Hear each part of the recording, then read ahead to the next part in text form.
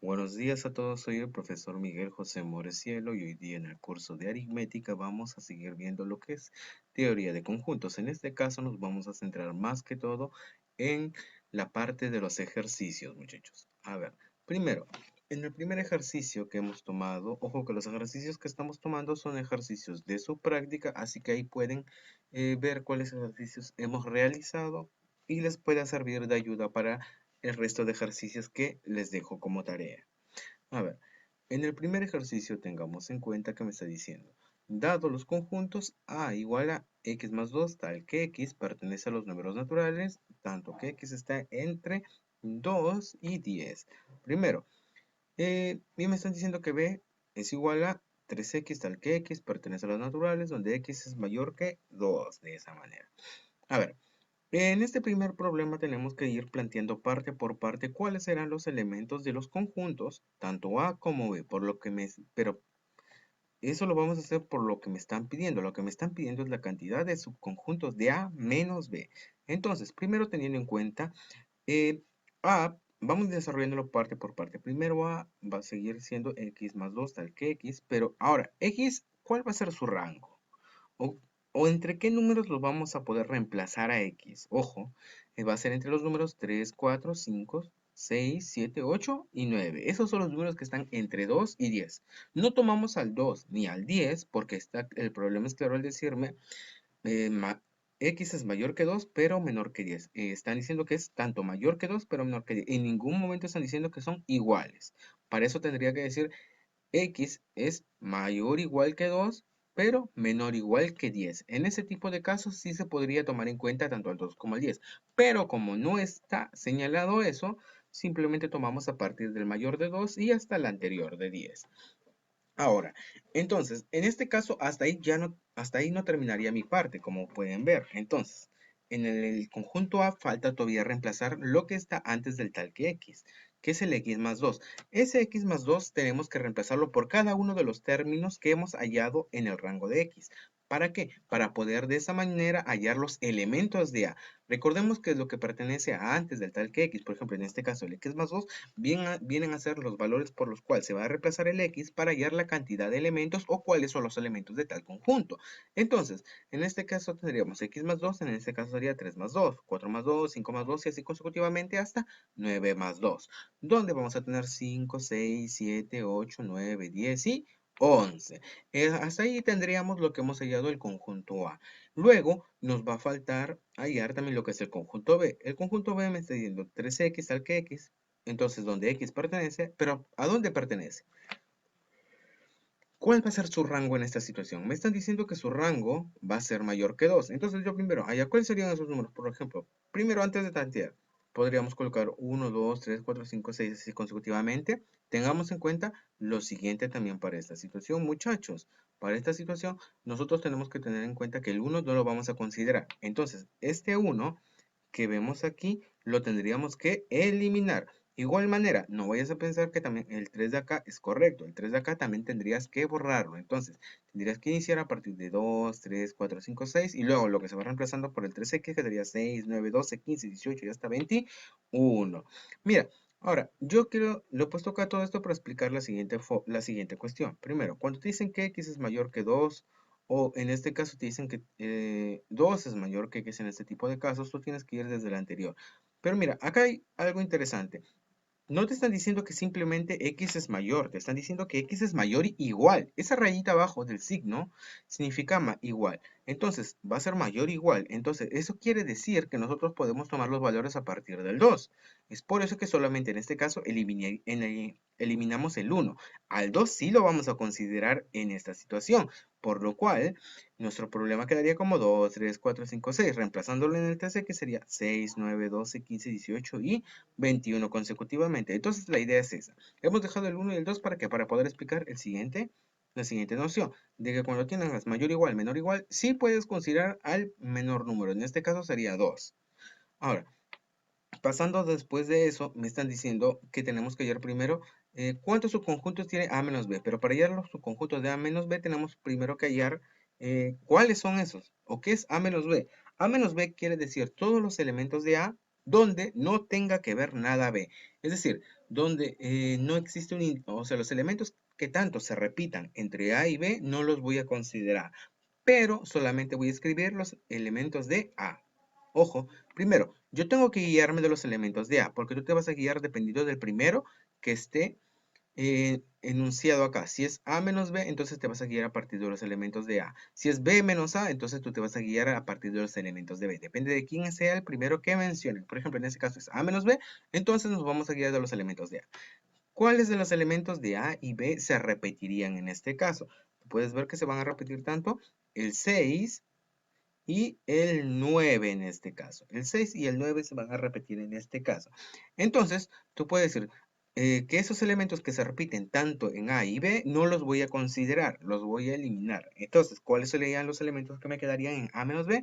5, 7, 8, 10 y 11. Esos serían mis elementos. Ahora, me están pidiendo los subconjuntos. Los subconjuntos se hallan a partir de la potencia de 2. Tú vas a decir, vas a tener que poner 2 elevado a la cantidad de términos de la operación que te estén pidiendo en este caso. Como me están diciendo, A menos B. Ah, ya, los subconjuntos de A menos B, ¿cómo sería? Entonces, en este caso tendrías que poner la cantidad de elementos que contiene A menos B. A menos B, como puedes ver, contiene 5 elementos, por lo cual sería 2 a la quinta, que eso me daría 32. Lo siguiente que tengo que ver en el siguiente problema va a ser hallar la diferencia simétrica de A y B, o A diferencia simétrica de B. Me están pidiendo la cantidad de términos en este caso. Tengamos en cuenta lo siguiente. Eh, tenemos que tener en cuenta algunas fórmulas para poder guiarnos en lo que es conjuntos. Por ejemplo, cuánto vale la unión de A unido con B si A y B tienen intersección, o A y B si no tienen intersección. Cuánto vale la diferencia simétrica de A y B si es que tienen intersección o si uno está contenido del otro. Bueno, eso está dado en la teoría. Primero, eh, ¿cómo podemos enunciar A diferencia simétrica de B? La cantidad de elementos de A diferencia simétrica de B. Ese N, A diferencia simétrica de B, se va a leer como la cantidad de términos de A diferencia simétrica de B en este caso. Ahora, ¿a qué es igual eso? A la cantidad de elementos de la unión de A y B. O sea, A unido con B, con la diferencia de la intersección de A y B. Bueno, la cantidad de términos en este caso. Entonces, a eso es igual la diferencia simétrica. Segunda cuestión, ¿pero a qué es igual la unión? La unión viene a ser igual, como tú puedes ver en la segunda parte, si la cantidad de elementos de A unido con B viene a ser igual a ¿qué? A los elementos de A más los elementos de B menos la cantidad de elementos de la intersección de A y B. A eso viene a ser igual la unión. Entonces, podríamos reemplazar lo siguiente. ¿Cuál es la cantidad de elementos de la diferencia simétrica? Viene a ser igual a los elementos de A más los elementos de B, menos los elementos de la intersección, nuevamente menos los elementos de la intersección de A y B. Ahora, ¿yo por qué hago esto? Sencillo. Porque yo tengo en la primera parte que yo te puse la cantidad de términos de la diferencia simétrica de A y B viene a ser la cantidad de términos de la unión de A y B menos la intersección de A y B. Entonces, yo la unión ya la tengo, en la segunda parte lo hallé, que viene a ser, o bueno, lo escribí, que es la cantidad de elementos de A más la cantidad de elementos de B menos la intersección. Entonces, yo reemplazo este valor en lo que es la unión directamente. ¿Por qué?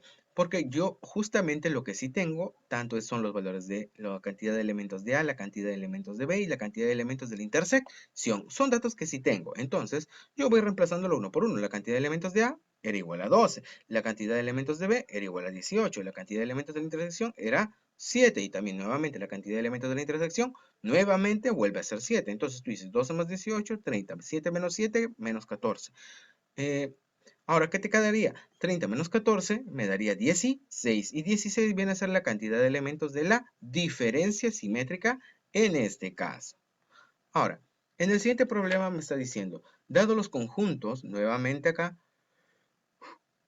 2x tal que x pertenece a los naturales y x es mayor que 1, pero menor que 7. Y luego me está diciendo x medios pertenece a los naturales, tal que x pertenece bueno, x es mayor que 1, pero menor que 10. Ahora, ¿qué prosigue?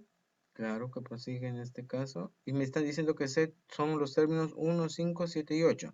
Me están pidiendo hallar el cardinal de B unido con C intersectado con A. Cuando te piden el cardinal, te están pidiendo la cantidad de términos que contiene todo ese conjunto. De esa manera también lo puedes interpretar. Ahora, primero vamos hallando cuáles son los términos de A en este caso. Entonces sería 2x tal que x, donde x va a pertenecer a qué números. X puede reemplazarse por los siguientes números en este caso. ¿Quiénes son los números que están en el rango del 1 al 7? Vieran a ser 2, 3, 4, 5 y 6 simplemente. Luego, me están diciendo que X medios pertenece a los naturales, donde X qué valores puede tomar a partir del 2, 3, 4, 5, 6, 7, 8 y 9. Esos son los valores que puede tomar. Obviamente en esta situación vamos viendo cuánto vale cada caso. Primero, en el DA ya habíamos visto que es 2X. Entonces, como es 2X, vamos a ir reemplazando los valores de X en cada uno de esos casos. Va a ser 4, 6, 8, 10 y 12. Ahora en el B, acá viene una cuestión muy importante que tenemos que tener en cuenta. Primero, cuando nuestro problema nos están dando, nosotros tenemos que ver a dónde nos están diciendo que está perteneciendo el X. En este problema me están diciendo que X pertenece a los naturales. Es decir, ¿los naturales quiénes son? Los números positivos y enteros. En este tipo de caso no se aceptaría un negativo o una fracción.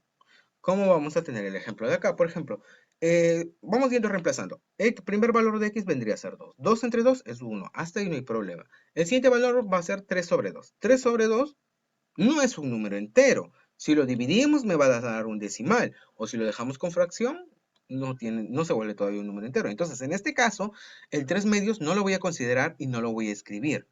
Simplemente si no te cumple la condición de que x es un número natural, como me está diciendo ahí, no lo escribimos simplemente. En este caso, por eso nosotros tenemos que guiarnos dependiendo de qué nos van a decir que es la condición o que, claro, que nos dicen que es la condición. Por ejemplo, me dicen x medios pertenece a los números enteros. Entonces x medios solamente puede ser un número exacto y positivo. No puede ser una fracción o no puede ser un decimal, por más que sea positivo. Tampoco no puede tomar el valor de un número entero negativo. Esas son cuestiones. Y entonces, si te sale una fracción o un número negativo en este tipo de casos, si te especifican eso, no lo colocas dentro del conjunto como elementos. Tú solamente vas colocando los que te van cumpliendo. ¿Quién sería primero? El 2, luego el 4, porque 4 entre 2 sigue siendo 2. Luego el 6, porque 6 entre 2 es 3, que sigue siendo un número positivo y entero. Y luego tendríamos al 8, que el 8 entre 2 me da 4, positivo y entero. Entonces, esos serían los elementos de B. Ahí yo tengo que ver cuáles elementos voy a colocar. No siempre se colocan todos los que están en el rango, por si acaso. A eso es lo que voy tratando de explicar. No siempre se va a colocar todos los que están en el rango, porque tú puedes ver que hemos dejado varios números. ¿Por qué? Porque simplemente no me cumplen la condición que estoy pidiendo, que es X medios que pertenezca a los naturales. Ahora, una vez que tenemos esto, primero vamos con la primera parte de nuestro problema, que me están diciendo que ahí vamos primero A unido con B. A unido con B, ¿qué vendría a ser? Si ya tienes como a 4, 6, 8, 10 y 12, y a lo que vendría a ser B como 1, 2, 3, 4. A ver, la unión de de B con C vendría a ser lo que sería 1, 2, 3, 4, 5, 7, 8. Claro, porque C solamente tiene 1, 5, 7, 8. Listo. Hasta ahí tenemos la unión de B unido con C. Ahora, ¿qué es lo que me está faltando por terminar en esta parte? En esta parte me está faltando por terminar lo que sería en este caso A. Lo intersecto con A y cuáles son los elementos que se repiten, porque cuando tú buscas la intersección solamente buscas los elementos que se repitan entre ambos conjuntos. Entre ambos conjuntos los únicos elementos que se van a repetir van a ser el 4 y el 8. Entonces, si me están pidiendo el cardinal de todo ese conjunto que me han pedido, vendría a ser, o bueno, de toda esta operación, vendría a ser 2. ¿Por qué viene a ser 2? Porque el cardinal viene a ser la cantidad de elementos de tu conjunto. En este caso, mi conjunto va a terminar teniendo dos elementos, simplemente el 4 y el 8, nada más. Entonces, esa sería mi respuesta en esta situación, muchachos. Listo.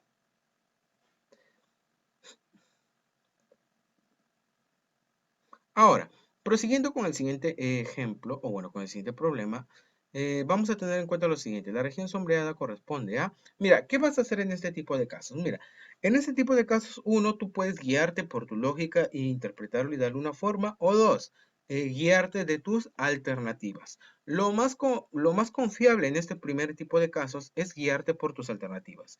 Yo acá también le he dado otro tipo de respuesta y por eso al final tienes una igualdad de A intersectado con B menos C, que es lo mismo que que B menos C intersectado con A. Yo lo he hecho de esa manera la primera.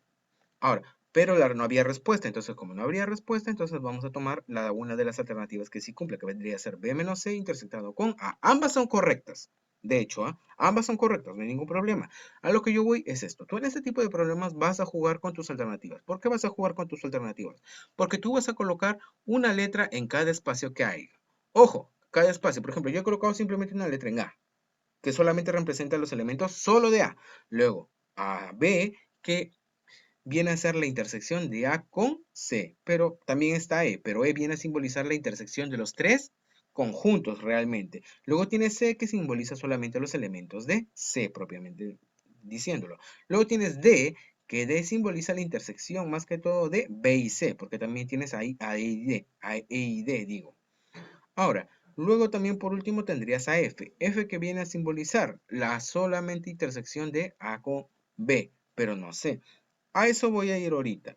Tu F tú lo puedes interpretar en este caso como diferentes cosas. Puedes interpretarlo como A intersectado con B y le quitas los elementos de C. Entonces iría E y te quedaría F.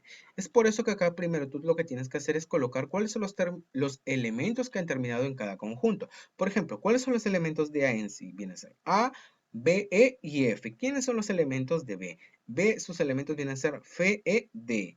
Y luego, ¿quiénes son los elementos de C? Los elementos de C vienen a ser B, C, E, D.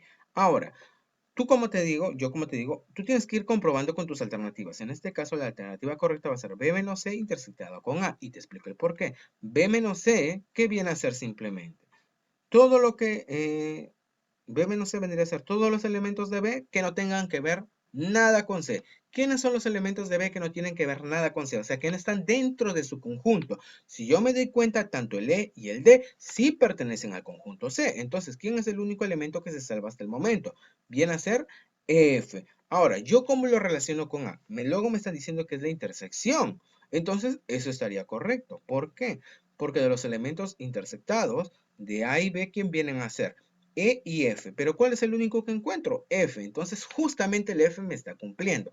Entonces, en este tipo de casos, yo lo que recomiendo es colocar una letra en cada parte. Ojo, en cada parte tú tienes que simbolizar, por ejemplo, cuál es la intersección, cuál es la intersección de los tres conjuntos, de los dos conjuntos, cuál letra simboliza solamente los elementos de un conjunto. Por ejemplo, solo los de A, el A solito.